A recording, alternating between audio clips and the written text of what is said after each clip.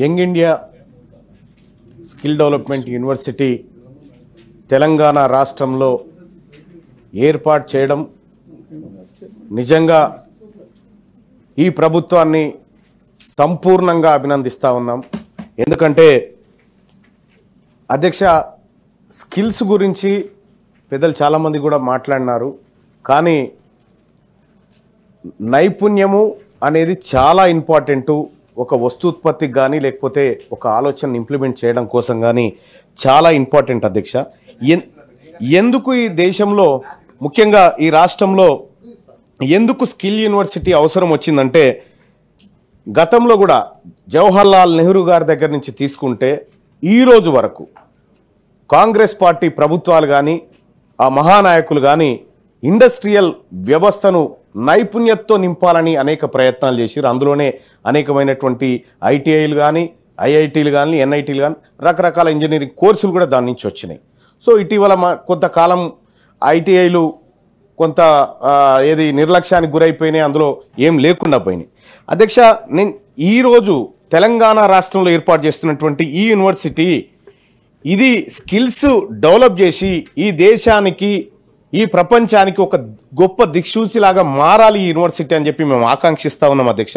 ఎందుకనంటే అధ్యక్ష, భారతదేశంలో సగటు వయసు 29 సంవత్సరాల అధ్యక్ష. ఇది అత్యంత కీలకమైనటువంటి వయసు.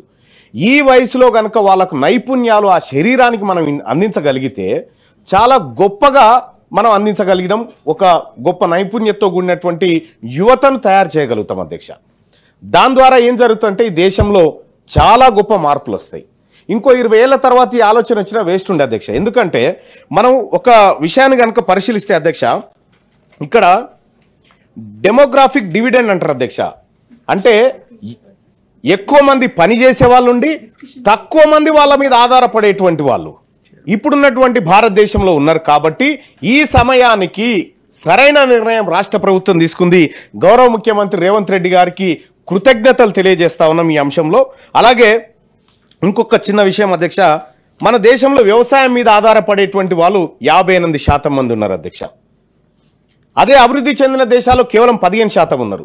వ్యవసాయ రంగంలో కూడా శాస్త్ర సాంకేతికత వచ్చి అక్కడ హ్యూమన్ రిసోర్సెస్ తక్కువ వర్క్ చేసి మిగతా వైపు ఎక్కువ పనిచేయగలిగితే ఈ దేశంలో అభివృద్ధి ముందుకు పోతుంది అధ్యక్ష. ఇక అలాగే ఇంకొక సమస్య కూడా వచ్చింది అధ్యక్ష. మన దేశంలో స్టార్టప్స్లో కేవలం 10% సక్సెస్ ఉంది, కేవలం 10% స్టార్టప్స్లో సక్సెస్ ఉంది.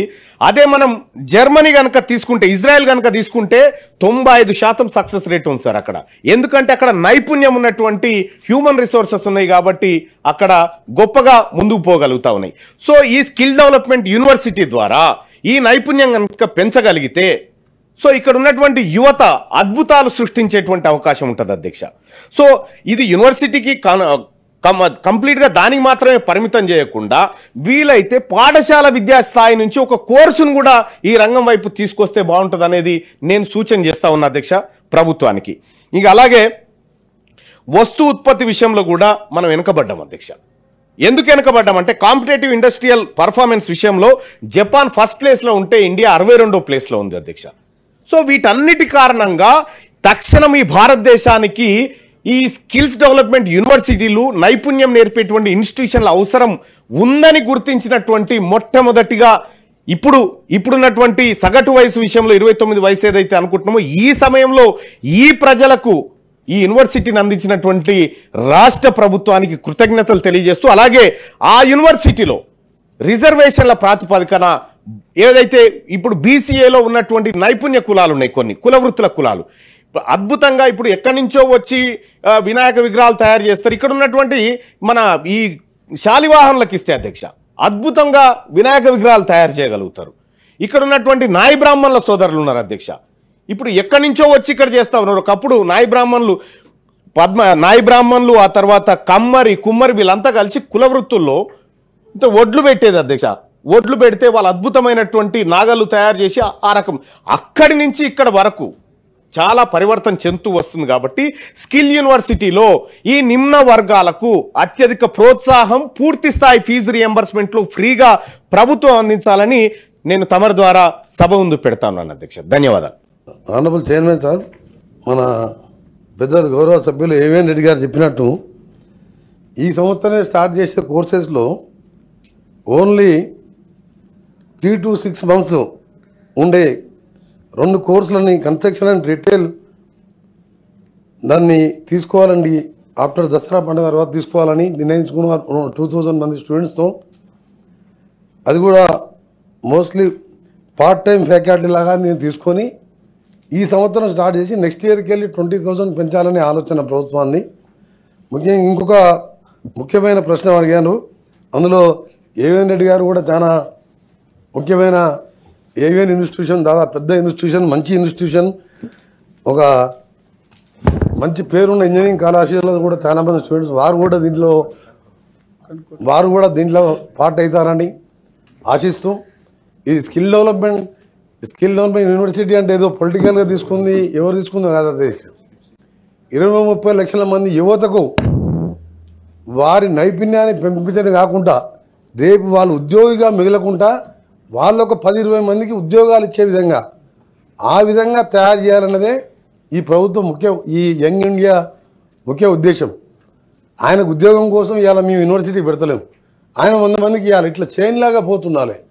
దాంట్లో ముఖ్యంగా ప్రైవేట్ వాళ్ళ రోల్ ఏందో అని అడిగారు.